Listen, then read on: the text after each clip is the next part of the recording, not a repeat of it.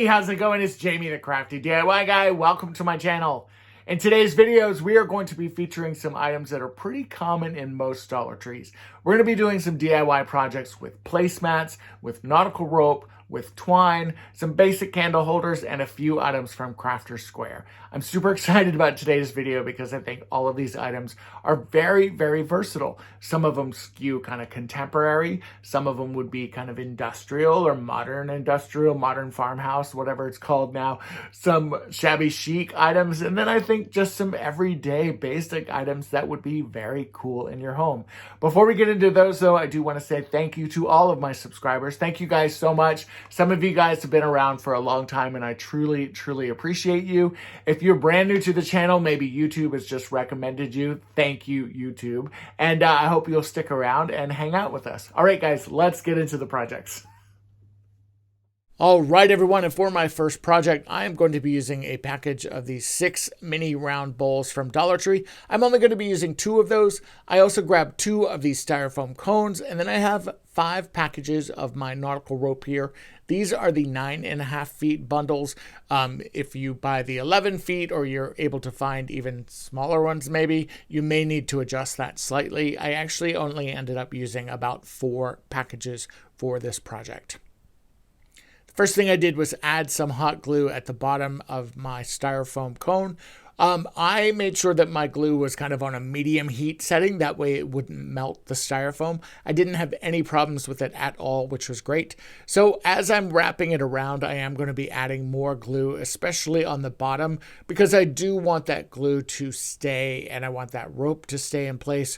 So as you will see, after I burn my finger there a little bit, I am going to take my hot glue and just continue to wrap around the base of the cone and then just slowly start working my way all the way up. I think at the very beginning of this, especially when you're wrapping those first couple of rows down along the kind of the base of that cone itself, you want to make sure that you have a really good hold there. So go ahead and add the extra glue. As you can see, I'm doing it really every couple of, it's not even inches, we'll call it centimeters.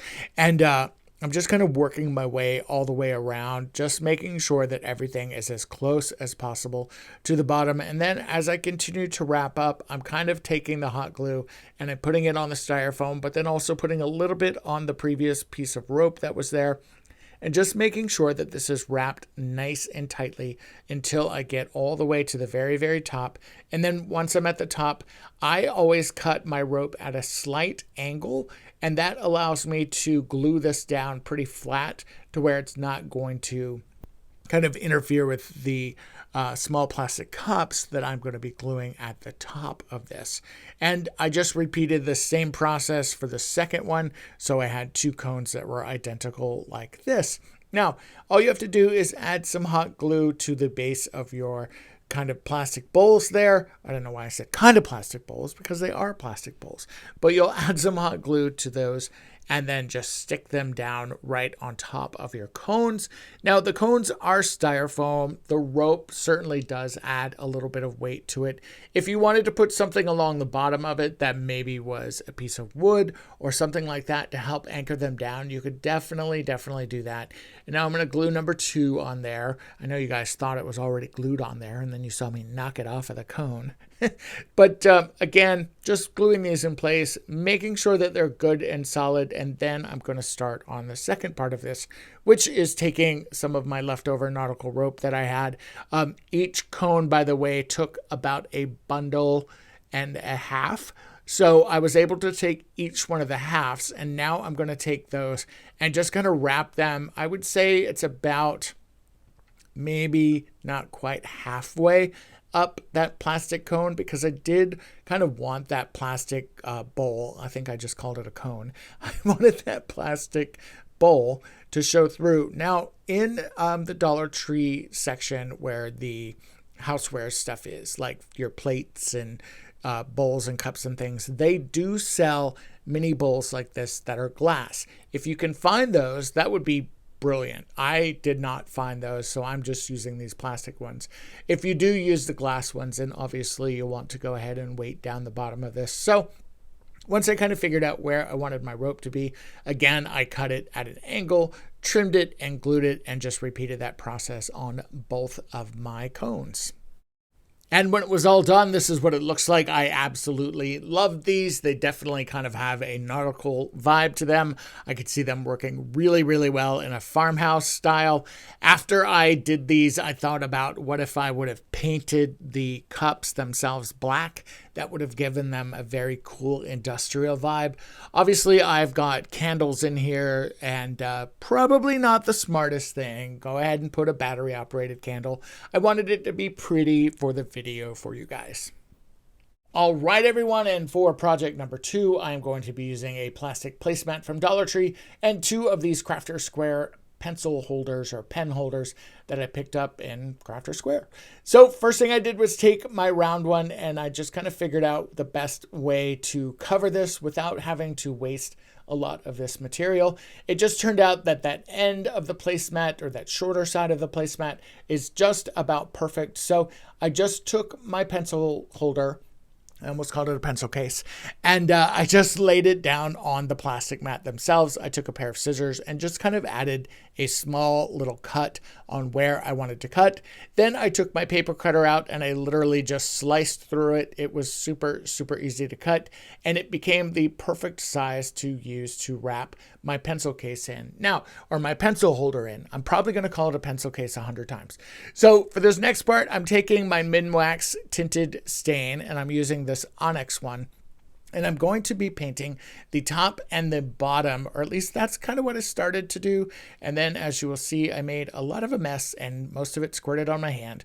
So I am going to use as much of that stain as I can. And I think it was probably better, honestly, that I did this. Not only did I do the tops and the bottoms, but I did also end up doing the sides of each one of those Crafter Square kind of wood pieces. And the reason why I did that is because I didn't want any of that wood to show through that placemat. Even though that placemat was a pretty tight weave, it kind of worked out for the best. And so now I'm just going to, take a little bit of the stain off of my hand and use that rag and use my thumb and everywhere else that I got stain. I'm going to go ahead and set this one aside, and then I'm going to kind of repeat the process on the top and the bottom of this one. And then you'll see I will go through and I'll end up polishing everything up and giving everything that nice black onyx stain from Minwax.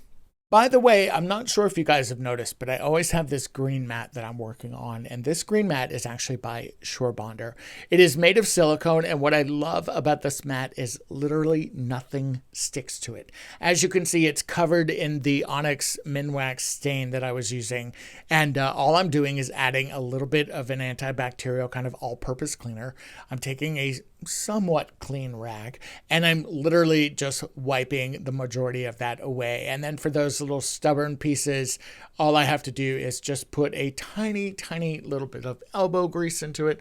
I wouldn't even call it elbow grease. I'd probably call it like finger grease, because it's not hard at all, and this mat will come completely clean.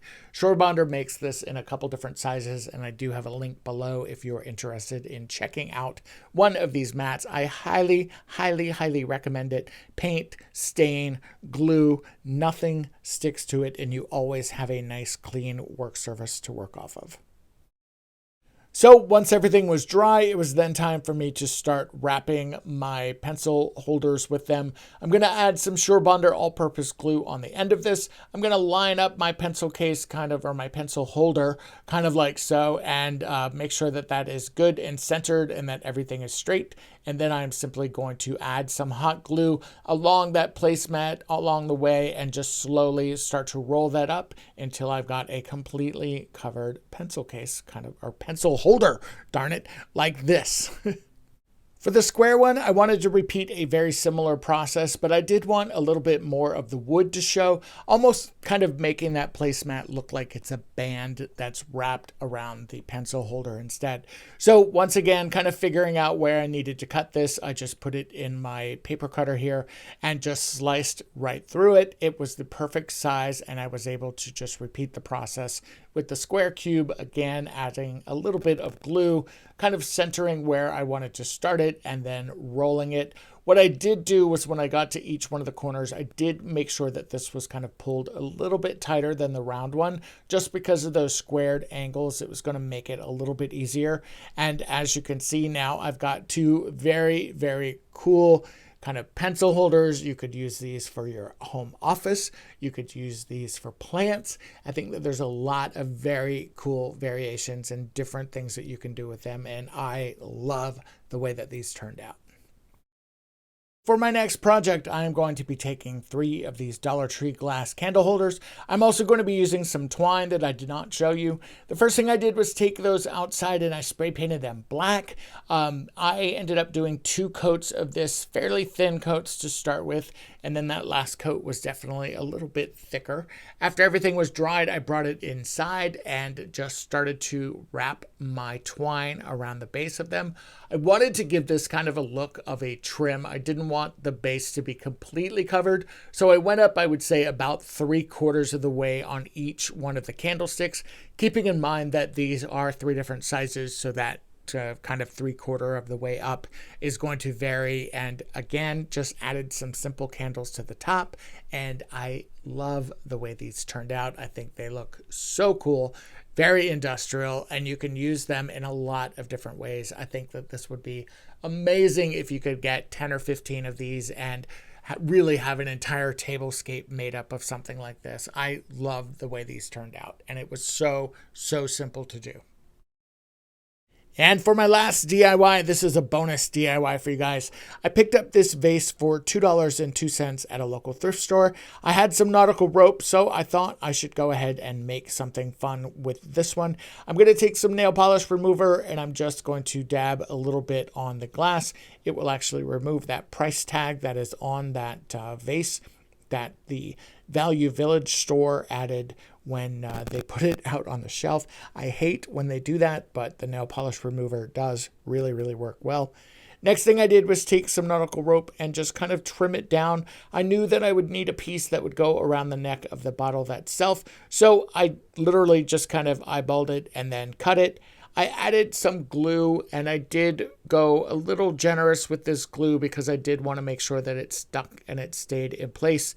As I worked my way around, then I just trimmed off any of the excess, glued down some of the kind of fray pieces there, and I had a vase that was very unique and different, and I added some dogwood stems to this, and it is the perfect addition to my office here. I really love the way this looks. It's such a great way to take something very simple that you can get at a thrift store and elevate it to a new look and design. You're taking something old and making it new.